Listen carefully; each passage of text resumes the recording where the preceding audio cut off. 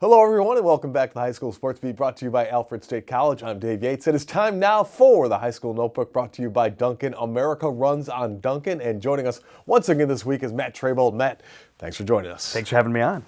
Well, Matt, we are in the heart of sectional football playoffs. Let's talk about some of the good teams that are going right now and the great matchups that are coming up.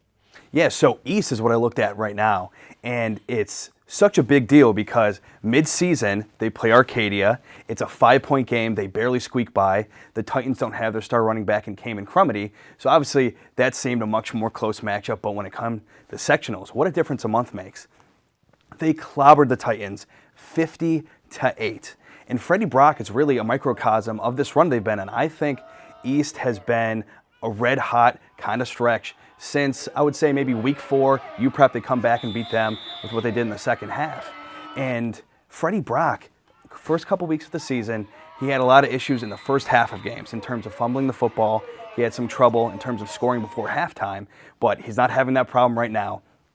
We're talking in the first 140 of the Arcadia sectional game, and he had 2 untouched touchdown runs. This kid is really showing as a whole team, he's really at the forefront of it. They are a whole new team right now. I think Arcadia is going to be fine going forward, but yeah, East. They are something to watch, that's for sure. They're a fun team to watch. They got a lot of skill on that team, a lot of speed. It's just a well-balanced offense, that's for sure. What are some of the other teams and some of the other brackets that you're looking at? So I'm going down a little bit to Class D. So Batavia, Notre Dame.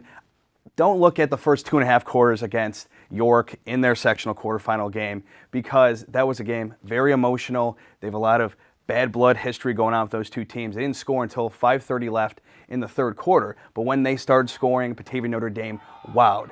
This is a team you watch, and they have so many elite talents. Yes, they're a private school, but still you're thinking to yourself, oh yeah, this is a Class D school. I mean, their front line, offense, defense goes 6'2", 6 feet, 6 feet, 6'5", and 6'7", Keith Sapansky. And then Jed Reese is a kid who's been more of a big name in terms of hockey over the past few years, but he's their main running back right now. And the kid wows with spin moves. He really has every juke move in the book. Coming out of the backfield, they have a couple quarterbacks that play. They have the sophomore, more traditional style, and Colin McCulley, and then the usual starter in Gavin McDonald, more of a dual threat, and it works so well. Batavia Notre Dame, the Fighting Irish, must watch.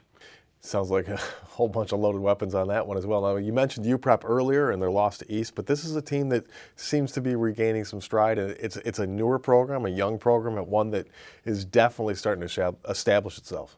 Yeah, UPrep is rolling right now. You look back at a stretch of 2 games, 1 week. They beat Bishop Kearney a whopping 98-0 combined score, which is a big deal because, yes, Bishop Kearney was the 8th seed.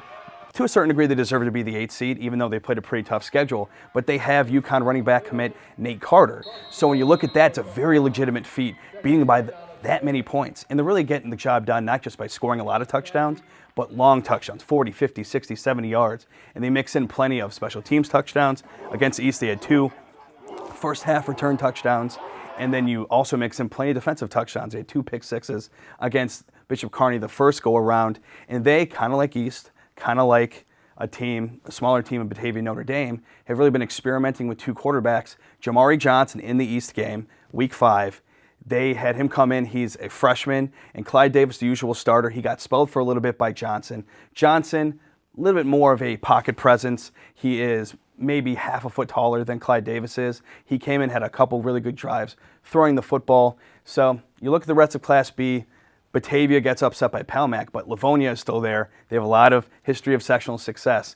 I think UPrep still has enough good talent to make up for the fact that you're a young program, I should say, and they don't have a lot of sectional title-winning history and pedigree. All right. Great stuff, Matt. Thanks very much. Great time of year, too.